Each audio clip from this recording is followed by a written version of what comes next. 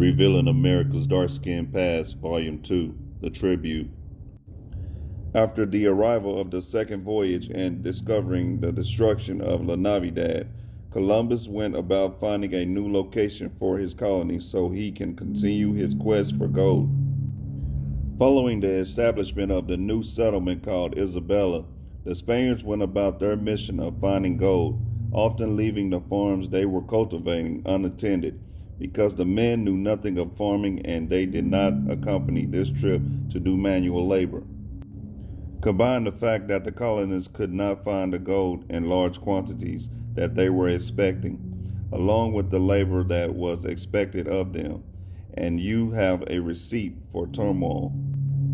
These outcomes led to the beginning of an oppressive treatment of the indigenous inhabitants of the islands, a policy that was continued onto the U.S. mainland and did not end for centuries. One of the first demands of the native people took the form of a system that would augment the Spaniards' gold stores and food supplies. Columbus assigned a tribute on the native populations of the island, where it was expected that every Indian above 14 years old who was in the vicinity of the mines was required to pay every 3 months a little bellyful of gold, and to take for it a brass or tin token, and to wear this about the neck as a receipt of evidence that payment had been made. All persons not living in the vicinity of the mine were every 3 months to pay 25 pounds of cotton. Guarionex, the principal chief of Magua, which is the part of the island surrounding Isabella, who up until this time had been faithful to Columbus, tried to convince him to modify his order because he insisted that they did not know how to collect the gold, and the amounts that he was requesting would be impossible for them to collect. Columbus did not realize that the gold that the native inhabitants had in their possession was nothing more than jewelry that had been crafted and passed down over many generations. Initially, Columbus refused the humble demands of the chief, but he soon realized that the required amount of gold could not be found. As time passed on, it was found that personal service was the only form of tax that could readily be enforced, and accordingly, more and more of the natives were driven into working the farms and mines of the Spanish settlements. The native inhabitants were not content with the work being forced upon them, and many began to flee to the mountains to avoid their deplorable existence.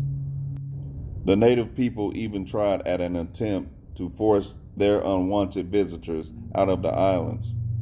When they noticed how dependent the Spaniards were on the provisions they produced, they destroyed the crops and left the farms in waste, and retreated further inland and to the mountains where they could hide and survive on the roots and herbs there.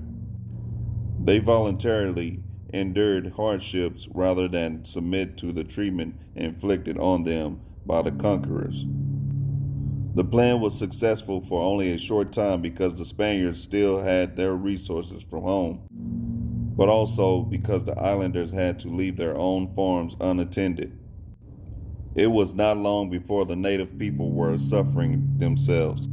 The plan also angered the Spaniards, who were now advancing into the mountains from town to town to pursue their fleeing workers, and they accomplished this with an unrelenting fury. Villages were burned to ashes. The feeble were mercilessly massacred.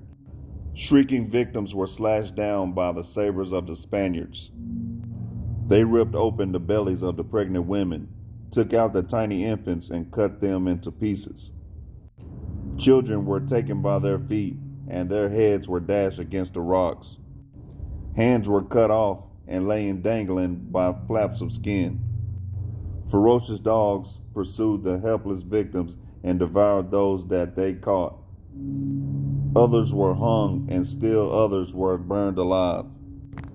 The Spaniards wanted to display this dominance, inspired terror amongst the islanders, and frightened the entire island into submission. The natives who did survive these vicious attacks only found themselves in more despair by being corralled on the 5 ships that had recently returned from Spain, and they were held captive on these ships until they were to depart back to Spain. By the time the journey was ready to depart, 1,600 native inhabitants had been captured. 500 of the healthiest between the ages of 12 and 35 were selected to be carried to Spain to be sold there in the slave markets. The rest of the captives were distributed amongst the settlers.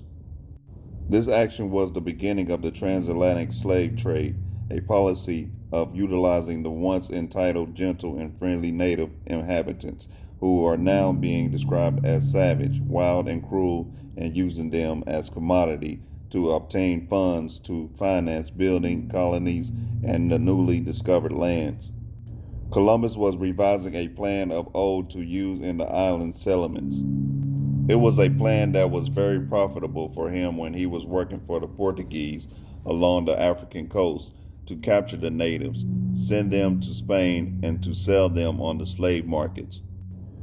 Columbus estimated that as many slaves could be furnished as the Spanish market would demand, and from this species of traffic a revenue of as much as 40 million maravedis might be derived. He even devised a plan where the colonists could furnish slaves to the ship captains and receive articles from Spain when the ship returned. The plan had all the cold-hearted brutality of a practiced slave dealer.